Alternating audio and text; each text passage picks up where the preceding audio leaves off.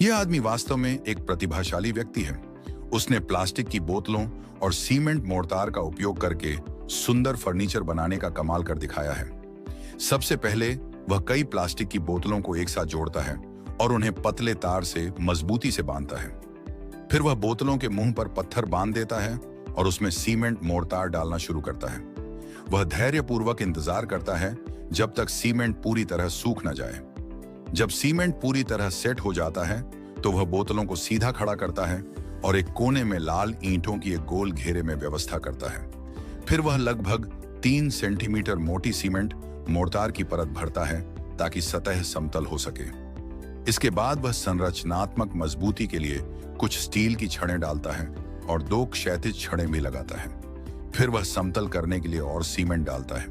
बीच में वह एक प्लास्टिक की बोतल में एक लोहे की पाइप डालता है, उसका निचला हिस्सा सूखने देता है और फिर उसमें सीमेंट भर देता है। अंत में वह एक सीमेंट की बनी हुई आर्म रेस्ट हाथ रखने की जगह लगाता है, जिससे सुंदरता और कार्यक्षमता दोनों मिलती हैं। वह सीमेंट बोर्ड पर इकट्ठी की गई टूटी हुई टाइल्स को अनियमित काले और सफेद पैटर्न में इस तरह सजाता है कि उसमें कलात्मकता झलकती है। यह पूरी प्रक्रिया बहुत सावधानी और हुनर से की जाती है। लापरवाही की कोई गुंजाइश नहीं है।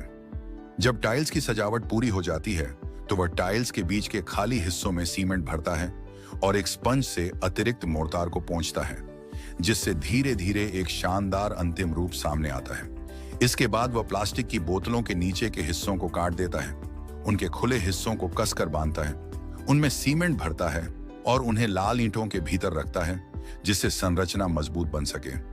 फिर वह बगीचे की सतह पर सीमेंट मोर्टार डालता है, उसे एक छोटे तसले से समतल करता है, उसमें 1000 साल पुराना पेड़ लगाता है, स्टील की पाइप डालता है और फिर एक और परत सीमेंट की लगाता है। जब यह सब सूख जाता है तो वह पूरी संरचना को उल्टा कर देता है, जिससे एक सुंदर आधार बेस तैयार हो जाता है और उस पर अनियमित टाइल्स से सजावट करता है।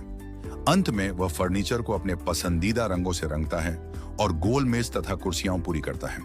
यह फर्नीचर न केवल उपयोगी है बल्कि कलात्मक भी है। क्या आपको यह पसंद आया? मैं इसे 10 में से 10 अंक दूंगा और आप सिर्फ एनिमेटिक ज्ञान को फॉलो कर लो। यह कार्य केवल हुनर ही नहीं बल्कि एक गहरी सोच और रचनात्मकता का प्रमाण है।